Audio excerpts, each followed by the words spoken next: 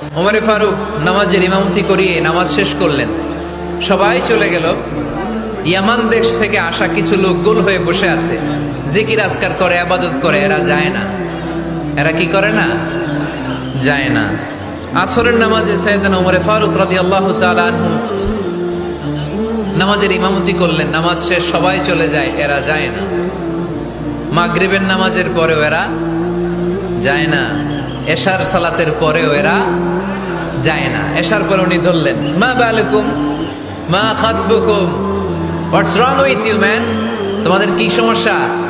জোহর, আসর, মাগরিব, এশা প্রত্যেক সালাতের পরে সবাই যার যার কাজে চলে যায়, তোমরা যে যাও না? বাড়ি কই? বলি ইয়ামান। তো বসে থাকো কেন? কি করো? কই জিকির করি। কি করি? কি করি? জিকির আজকার করি, তাসবিহ তাহলিল পড়ি, ইবাদত করি। তো তোমরা যে যাও না, তোমাদের খাবার দেয় কে? খাবারের ব্যবস্থা হয় কোত্থেকে?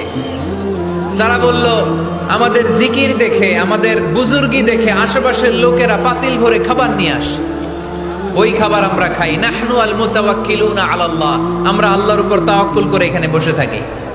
উমরে ফারুক বললেন, সর্বনাশ! তোমরা যদি মুতাওয়াক্কিলুনা আলাল্লাহ হও তাহলে কেমনে হবে? তোমরা তো মুতাওয়াক্কিলুনা আলাল্লাহ নাও, তোমরা হচ্ছে আল মুতাওয়াক্কিলুন বা'দুকুম আলা বা'দ, আল্লাহর উপর তাওয়াক্কুলকারী নয়। তোমরা যারা পাতিলের মধ্যে করে খাবার নিয়ে আসে তাদের উপর তাওয়াক্কুল করে বসে আছো, ঠিক কি না? তোমাদের জিকিরও চলে, আবার মাথায় টেনশনও চলে, পাতিল কি ছোট আসবে না বড় আসবে? খাবারে আমার ভাগেরটা থাকবে কি থাকবে না, টেনশন আছে না নাই?